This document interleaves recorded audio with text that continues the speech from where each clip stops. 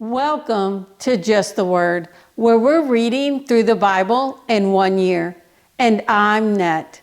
Today's reading will come from Proverbs chapter 31 and from Genesis chapters 33, 34, and 35. Proverbs chapter 31. The sayings of King Lemuel, an oracle his mother taught him.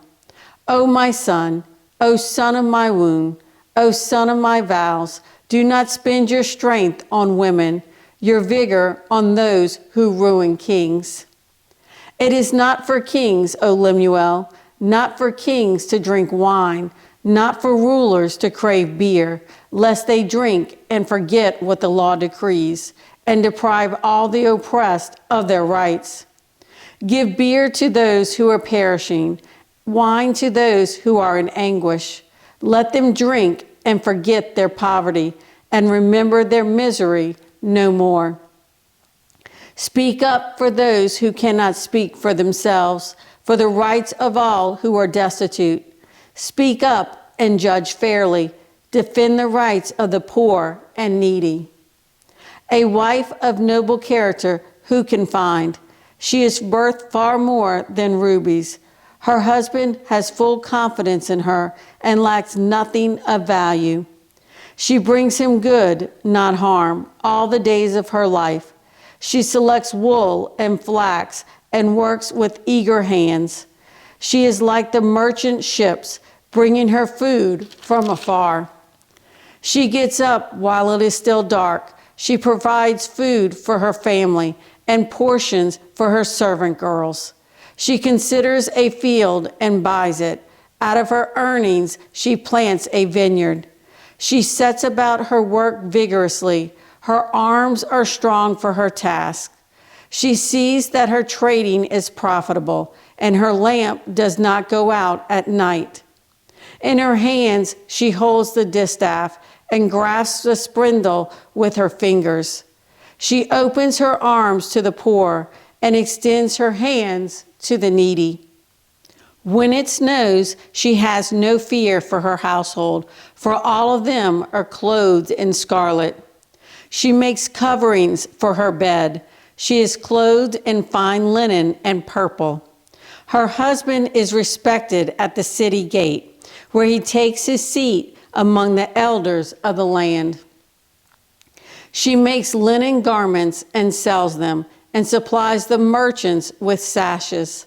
She is clothed with strength and dignity. She can laugh at the days to come. She speaks with wisdom, and faithful instruction is on her tongue. She watches over the affairs of her household and does not eat the bread of idleness. Her children arise and call her blessed, her husband also, and he praises her. Many women do noble things, but you surpass them all. Charm is deceptive, and beauty is fleeting, but a woman who fears the Lord is to be praised. Give her the reward she has earned, and let her works bring her praise at the city gate.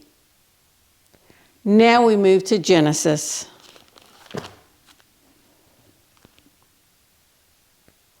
Genesis chapter 33. Jacob looked up, and there was Esau coming with his 400 men. So he divided the children among Leah, Rachel, and the 2 maidservants. He put the maidservants and their children in front, Leah and her children next, and Rachel and Joseph in the rear. He himself went on ahead and bowed down to the ground 7 times as he approached his brother. But Esau ran to meet Jacob and embraced him. He threw his arms around his neck and kissed him, and they wept. Then Esau looked up and saw the women and children. "Who are these with you?" he asked. Jacob answered, "They are the children God has graciously given your servant." Then the maidservants and their children approached and bowed down. Next, Leah and her children came and bowed down. Last of all came Joseph and Rachel, and they too bowed down. Esau asked, "What do you mean by all these droves I met?" "To find favor in your eyes, my lord," he said. But Esau said, "I already have plenty, my brother. Keep what you have for yourself." "No, please," said Jacob. "If I have found favor in your eyes, accept this gift from me. For to see your face is like seeing the face of God, now that you have received me favorably. Please accept the present that was brought to you, for God has been gracious to me, and I have all I need." And because Jacob insisted, Esau accepted it. Then Esau said, "Let us be on our way. I'll accompany you." But Jacob said to him, "My Lord knows that the children are tender, and that I must care for the ewes and cows that are nursing their young. If they are driven hard just one day, all the animals will die. So let my Lord go on ahead of his servant, while I'll move along slowly at the pace of the droves before me and that of the children, until I come to my Lord in Seir." Esau said, "Then let me leave some of my men with you." "But why do that?" Jacob asked. "Just let me find favor in the eyes of my Lord." So that day Esau started on his way back to Seir. Jacob, however, went to Succoth, where he built a place for himself and made shelters for his livestock. That is why the place is called Succoth. After Jacob came from Paddan Aram, he arrived safely at the city of Shechem in Canaan and camped within sight of the city. For 100 pieces of silver he bought from the sons of Hamor, the father of Shechem, the plot of ground where he pitched his tent. There he set up an altar and called it El Elohe Israel. Genesis chapter 34. Now Dinah, the daughter Leah had borne to Jacob, went out to visit the women of the land. When Shechem, son of Hamor, the Hivite, the ruler of that area, saw her, he took her and violated her. His heart was drawn to Dinah, daughter of Jacob, and he loved the girl and spoke tenderly to her.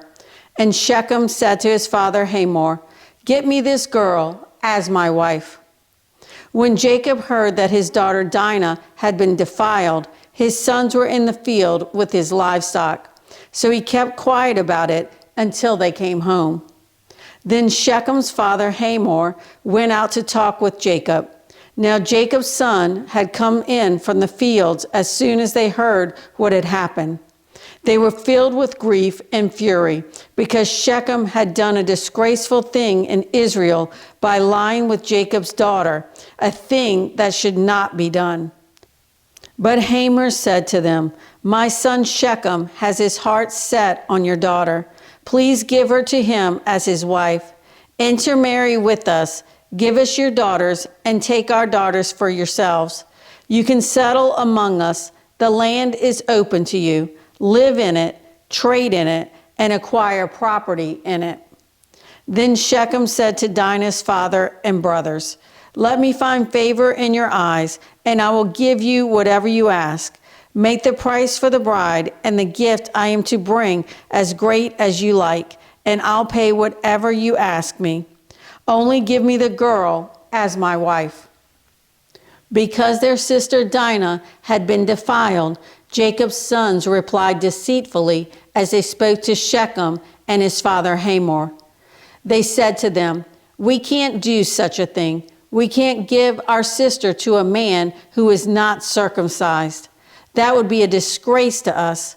We will give our consent to you on one condition only, that you become like us by circumcising all your males.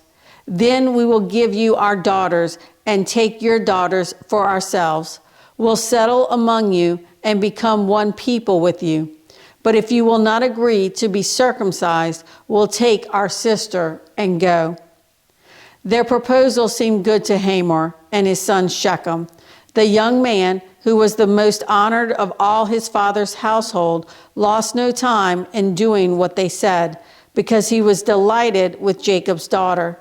So Hamor and his son Shechem went to the gate of their city to speak to their fellow townsmen. "These men are friendly toward us," they said.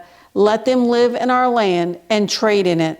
The land has plenty of room for them. We can marry their daughters, and they can marry ours. But the men will consent to live with us as one people only on the condition that our males be circumcised as they themselves are.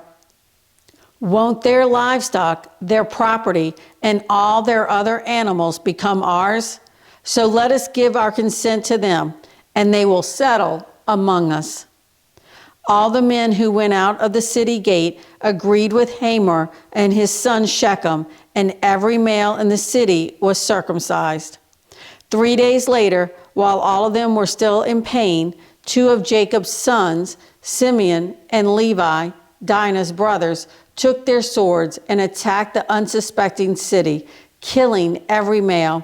They put Hamor and his son Shechem to the sword and took Dinah from Shechem's house and left. The sons of Jacob came upon the dead bodies and looted the city where their sister had been defiled. They seized their flocks and herds and donkeys and everything else of theirs in the city and out in the fields. They carried off all their wealth and all their women and children, taking as plunder everything in the houses. Then Jacob said to Simeon and Levi, "You have brought trouble on me by making me a stench to the Canaanites and Perizzites, the people living in this land. We are few in number, and if they join forces against me and attack me, I and my household will be destroyed." But they replied, "Should he have treated our sister like a prostitute?" Genesis chapter 35. Then God said to Jacob, "Go up to Bethel and settle there and build an altar there to God, who appeared to you when you were fleeing from your brother Esau." So Jacob said to his household and to all who were with him, "Get rid of the foreign gods you have with you, and purify yourselves and change your clothes. Then come, let us go up to Bethel, where I will build an altar to God, who answered me in the day of my distress, and who has been with me wherever I have gone." So they gave Jacob all the foreign gods they had, and the rings in their ears, and Jacob buried them under the oak at Shechem. Then they set out, and the terror of God fell upon the towns all around them, so that no one pursued them. Jacob and all the people with him came to Luz, that is Bethel, in the land of Canaan. There he built an altar, and he called the place El Bethel, because it was there that God revealed himself to him when he was fleeing from his brother. Now Deborah, Rebekah's nurse, died and was buried under the oak below Bethel. So it was named Alan-Bekoth. After Jacob returned from Paddan Aram, God appeared to him again and blessed him. God said to him, "Your name is Jacob, but you will no longer be called Jacob. Your name will be Israel." So he named him Israel. And God said to him, "I am God Almighty. Be fruitful and increase in number. A nation and a community of nations will come from you, and kings will come from your body. The land I gave to Abraham and Isaac, I also give to you, and I will give this land to your descendants after you." Then God went up from him at the place where he had talked with him. Jacob set up a stone pillar at the place where God had talked with him, and he poured out a drink offering on it. He also poured oil on it. Jacob called the place where God had talked with him Bethel. Then they moved on from Bethel. While they were still some distance from Ephrath, Rachel began to give birth and had great difficulty. And as she was having great difficulty in childbirth, the midwife said to her, "Don't be afraid, for you have another son." As she breathed her last, for she was dying, she named her son Ben-Oni. but his father named him Benjamin. So Rachel died and was buried on the way to Ephrath, that is, Bethlehem. Over her tomb, Jacob set up a pillar, and to this day, that pillar marks Rachel's tomb.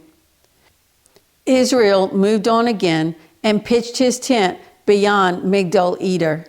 While Israel was living in that region, Reuben went in and slept with his father's concubine, Bilhah, and Israel heard of it.